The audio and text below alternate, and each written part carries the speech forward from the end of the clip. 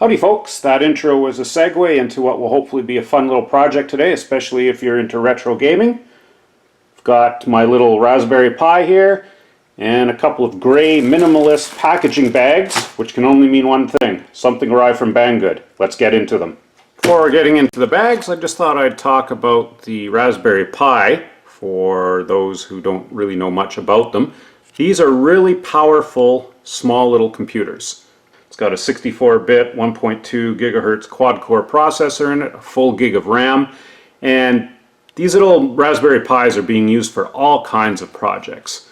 They originally were developed for teaching programming, but people are using them in everything from home automation systems to robot controls, all kinds of cool stuff. Just do a Google search for Raspberry Pi projects and you'll be amazed at what people are building with these things.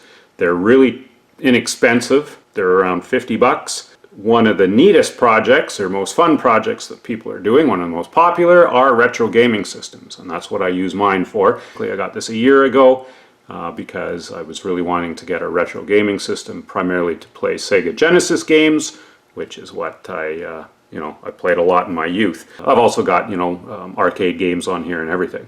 There's a little micro SD card slot, and that's what you hold all your game ROMs on. So yeah, this will hold thousands and thousands of games on a 32 gig little SD card, so amazing. I've got a really minimalist case on mine. It's just one of these layer cases, and we're going to open it up. You'll see the actual board inside.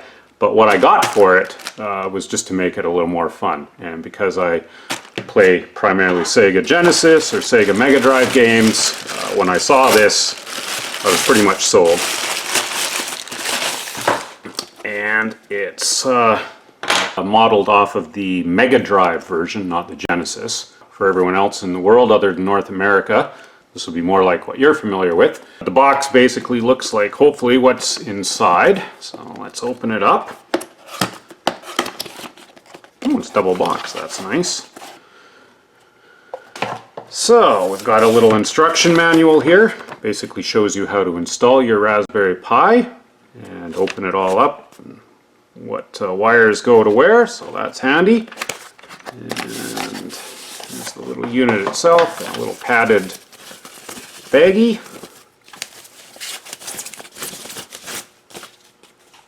That's cute. Yeah, that's great. There it is. I'll just let you take a peek at it. There's two USB ports in the front for your controllers. There's for the HDMI out and your power in, your audio jack, if you want to use headphones. And as far as the switches on the front, there actually is this on and off switch is working, so it'll power your Raspberry Pi on and off. You've got a reset. You can actually get script for your Raspberry Pi. You can get that from Github. I'll throw a link down below in the bottom. I'm probably not going to install that, at least originally, but we'll see. And the volume button, it says eject. This isn't a working volume button, but it just has this little, the little top pops up. You could store, more micro SD cards in there, whatever. And then there's a little port here that you can access the Ethernet port on your Raspberry Pi from. There's a little plug, you could pull that little tab out if you wanted the wire to come out. I never even use that on mine though. And on this side, this is how you access your, it's a sprung little lid, and that's where you access your micro SD slot to change cards if you want to. I never do though, so I doubt that will be used much. But yeah, let's get into it and install the Raspberry Pi. Oh, I should mention, there's copies of these that you won't see the retro flag on, and they're quite a bit cheaper, and I've heard, well, not nearly the same quality as the retro flag ones. So, for 22 bucks, not bad at all. Let's open it up. You just pull the top cover off. It's not screwed together or anything out of the box. And should take a peek in there.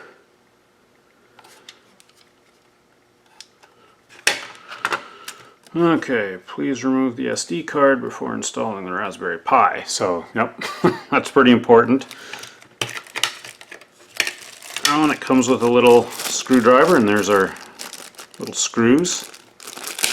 Not the, just a little Phillips. And that's the inside. So there's your USB inputs. Now, this is where you can enable the safe shutdown. So that's where you get that special script I was talking about from GitHub. If you want to download that script, you would turn that on, but I'm going to leave that off. I'm going to shut it down through the menu on the games.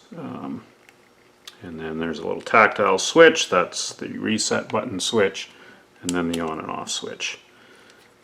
And then, as per instructions, we're going to have to hook this up to the GPIO pins, and there's a spot here for the fan. And that's the one thing I was wondering, if the fan that was on this case will fit in there, and it should. This is a 30 millimeter fan by 7 millimeter thick. I'll have to take this apart. So I'll take the Pi out of the case. I've got my static strap on.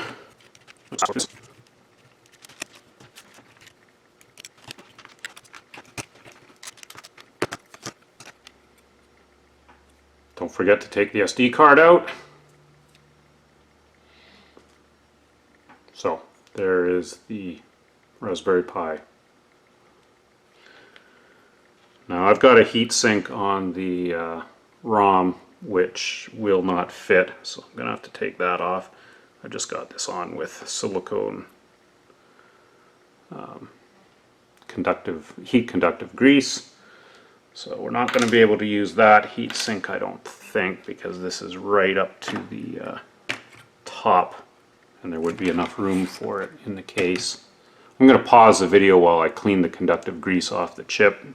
It'll just attract dust, and I'm going to take the fan off of the top of the old case housing here. Okay, so I got the fan out, and just before we put the fan in, a couple of things to do here. Make sure that wire is pressed down and out of the way, otherwise it will hit your Pi. So the Pi is installed this way. So what you want to make sure is, if you've already got a heatsink on there, you can get really tall heat sinks on these, but you want one of these really thin ones on the, that's the CPU under that one. And just trial fit this on the posts. There's these 4 posts. And just put your Raspberry Pi in there. Look at the clearance between the fan, the upper fan clip housing, and that heat sink. Probably can't see in there, but there is adequate clearance. So as long as you've got one of those little thin heat sinks, you won't have an issue. Now as far as the fan goes, it just clips in. Again, this is a 30 millimeter by 7 millimeter thick. And it was the same one that came with my Raspberry Pi. I got one of those Cana kits off of Amazon. So we'll just put it in that way. Now it says it shows minus and positive for your fan hookup here. So, positive. Come on.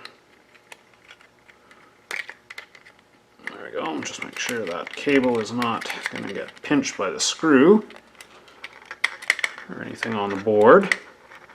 Now, before you do anything, let's just make sure that fan is actually blowing up, because we want the fan blowing air up onto the heatsink for the CPU. So we'll just power up, plug in the USB here, we'll turn the power switch on.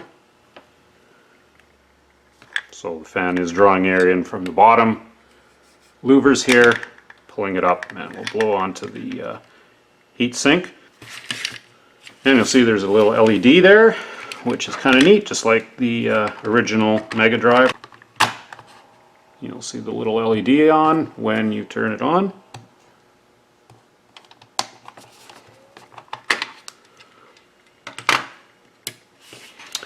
So we'll mount the Pi in there now. So look at this, let's orient this in the same direction that it's shown on the instructions. So if we have it oriented that way, so you want to hook that right up like that. So it's far over on the GPIO pin block, and the red will be on the front corner pin. And then we'll just get this in here.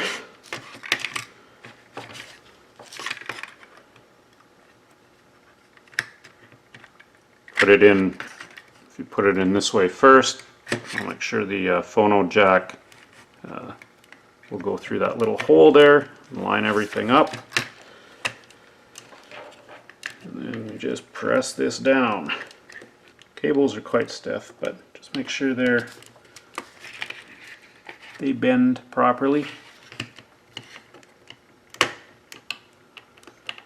And then there's two, showing on here you just need 2 screws to hold the board in. And they want the 2 screws here. Nothing on the back side for some reason. They're not showing any there. Oh, obviously because, yeah, those screws will be held on with the case. So in your baggie there's 8 screws altogether. There's 6 long ones and 2 short ones. And the short ones are what we use to hold the Pi board down. So there's a short one there and a short one there, and there's the 6 long ones.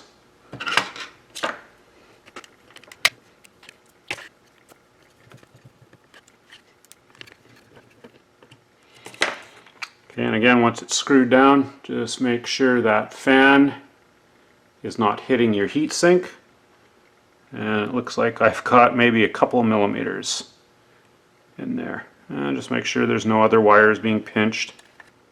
And then the last thing to do is hook the 2 USB cables up.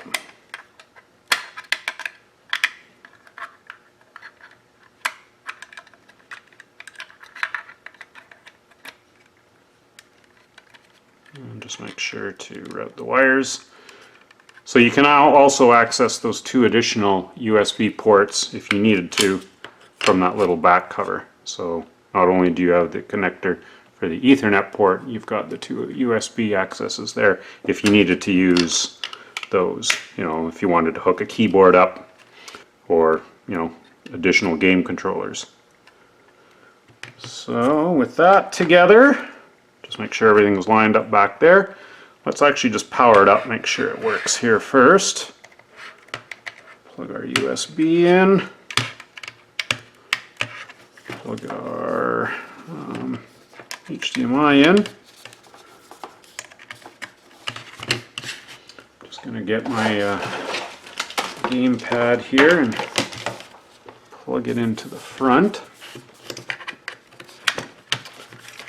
Better put the micro SD card in.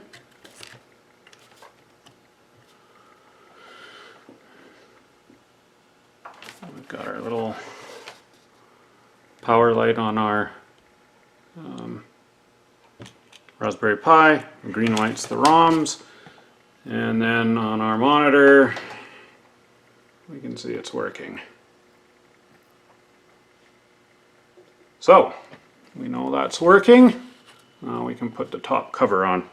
Okay, so let's shut down, we'll unplug these. Now again, can't stress this enough, you have to make sure that little micro SD card is out of the slot before you put the top on, or you'll shear it off. The top of the board is being held on with those 2 back screws. Now we'll just fast forward through this for the 6 screws. There's also one hidden here.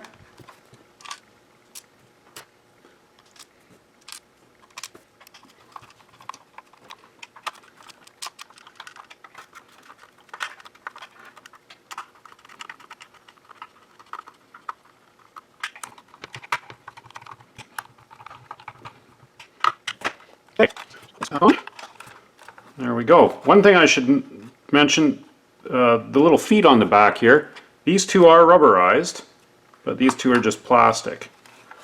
So, you know, it's okay. You could probably put some bigger, you know, on the bottom of my of that old case. I just had some of those, you know, those little silicone sticky on feet. I might put those on here too, just so it doesn't slide around as much on the coffee table. So we'll power it up, and then we will get into this. Actually, before we do that, let's look what's in this bag. I've been playing this with. I've been playing my Raspberry Pi or RetroPi, whatever you want to call it. I've been using one of these Buffalo Nintendo copied controllers, the USB one. These are pretty much the favorite or best ones apparently. They feel the closest to the actual Nintendo ones because I play Sega Genesis games a lot. You know, years and hours of playing on a Genesis controller, you know, I had to kind of, I haven't been enjoying it as much as I could. So, Retroflag also has a Genesis controller. Oops, sorry, getting a little excited here. Holy jeez. Oh man. So yeah, this box didn't fare as well in Banggood's minimalistic packaging, but anyways, these Retroflag Genesis controllers are supposed to be really quite nice. Now it's a little bit, you can tell, it's a little bit smaller than the actual Genesis controller, at least from what I remember. Maybe I'm just bigger. Maybe a bit of both. Yeah, it feels nice. So, we're probably going to have to configure the controller here. Nice soft cabling. Almost feels like nicer cabling than this, than it was on the Buffalo one. Almost feels like a high flex silicone. So we're probably going to have to configure the controller here. So we will plug this back in. Oh, we better put the SD card in. Oh, maybe it is this way. All disoriented here. There we go. So, SD card is in. Controller is plugged in and it seems to be working. But we'll just go through a configuration process. So, this is the emulation station. We are going to go down to controller settings, enter. Actually, I'm going to go like this and hopefully we can keep a couple of things in frame here all at once. So, B to select, configure controller. Okay, going to configure controller, yeah. Okay, it's got one gamepad detected. Oh, one thing I should mention on the little box here, there is a controller 1 and a controller 2. And you have to use the controller 1 if you're just doing this by yourself. If we had the other one plugged in, it would say there was 2 gamepads detected, and you'd select which gamepad just by holding down a button. Controller 1 does control player 1. We're going to hold down a button. It shows it as a Microsoft 360 controller. And we're just going to configure all this. So just follow along. So we do the up, down, left, right.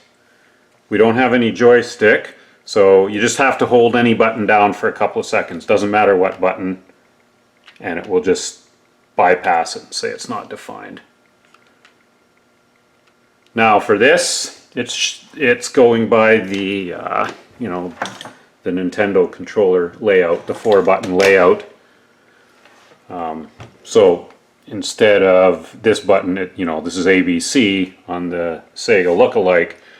But we're going to call C A, B will be B, X will be this middle one, and Y will be the A button. And that just keeps it in that 4-button layout. You can do it whatever way you want, but that's just what I'm comfortable with.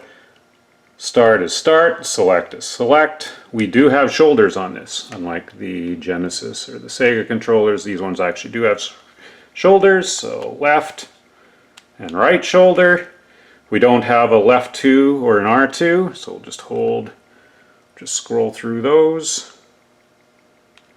We don't have a left 3, we don't have a right 3, and the hotkey will hit select. So that way, when we hit both start and select, it will boot us back out to the main menu.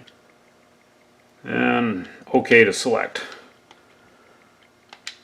Okay, so let's just see. So there's our left and right shoulders. We're paging up and paging down. I'll try this 6-pack game B to select. This 6-game pack is awesome. I actually had every one of these games. How many hours did I? Ooh, Golden Axe. Definitely one of my favorites.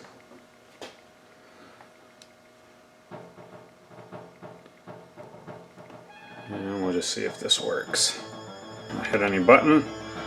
Arcade mode. Select our person. Let's select this little green dude. What was his name? Gilius Thunderblade or Thunderhead, something like that.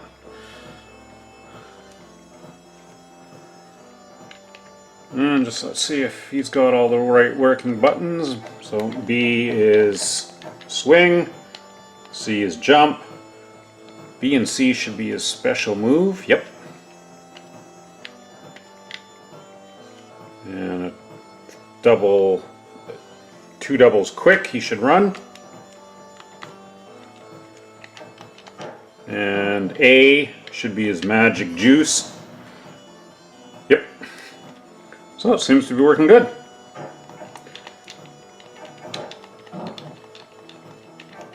Yeah, and I can already tell I like using this controller better than the Buffalo.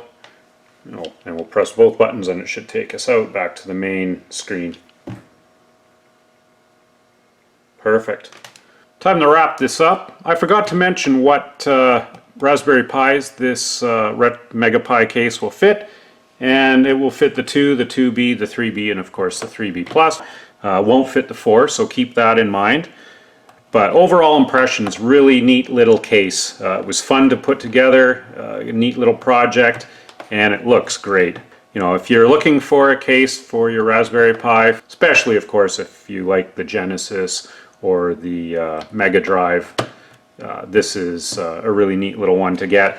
And the Retroflag Genesis type controller, really impressed with it. Actually better than I was hoping it would be.